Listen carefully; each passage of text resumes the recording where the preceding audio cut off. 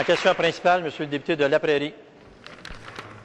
Monsieur le Président, depuis maintenant plusieurs semaines, les médias font état de situations troublantes dans l'industrie de la construction. Et ce, au moment même où des centaines de millions seront investis dans différents travaux d'infrastructure. Quelle démarche le ministre du Travail a-t-il entreprise pour s'assurer que les Québécois en auront pour leur argent, que l'argent servira vraiment au financement des infrastructures? Monsieur le leader du gouvernement. Monsieur le Président, je pense qu'il faut établir quelque chose clairement. D'abord, il y a actuellement, vous l'avez vu par les médias, plusieurs enquêtes de la Sûreté du Québec qui concernent présumément l'industrie de la construction. Je pense qu'on peut conclure ça. Les policiers doivent savoir, Monsieur le Président, qu'ils peuvent faire leur travail et qu'ils doivent faire leur travail de façon tout à fait indépendante. Le premier ministre a bien indiqué tantôt, en réponse aux questions de la députée de Lotbinière, que le programme d'infrastructure il est là pour rester. Si les gens, à l'occasion du programme d'infrastructure, ont décidé de mettre les mains dans l'assiette au beurre, la police va s'en occuper. C'est ça le message, Monsieur le Président. Il n'y en a pas d'autre que celui-là. Et c'est clair qu'on est préoccupé par la situation. C'est évident, Monsieur le Président.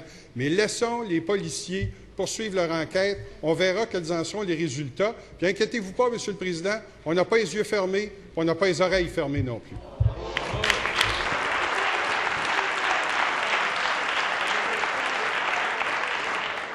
En première complémentaire, Monsieur le député de La Prairie.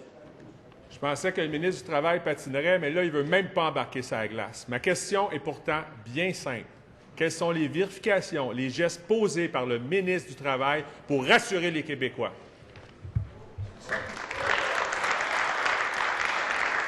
Monsieur le ministre du Travail.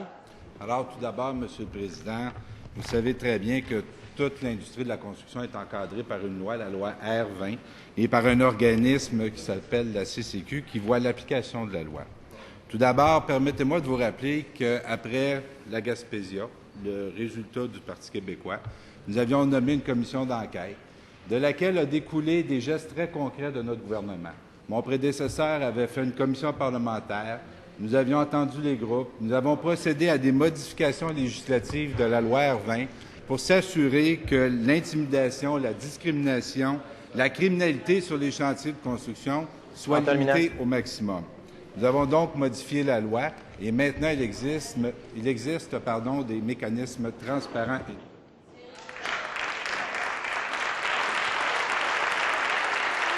Votre deuxième complémentaire, Monsieur le député de La Prairie.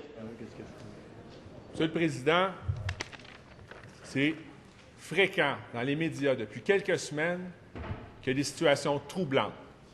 Il y a lieu que le ministre du Travail s'intéresse plus sérieusement à la situation. Quels sont les gestes qu'il pose, quelles sont les vérifications qu'il effectue actuellement dans le dossier de la construction au Québec pour rassurer les Québécois, Monsieur le Président? Monsieur le ministre du Travail. Alors, Monsieur le Président, compte tenu de ce que je viens de dire, également ce que mon collègue à la Sécurité publique a mentionné, je dois vous rappeler qu'il y a également la police qui voit à l'application des règles en matière de criminalité.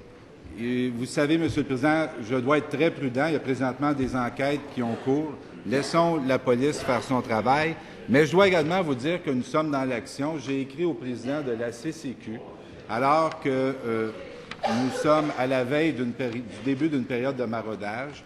J'ai pris soin de demander au président de la CCQ de m'informer des mesures particulières qu'il entend prendre en ce moment-ci, compte tenu des événements et compte tenu de ce qui s'en vient sur les chantiers de construction.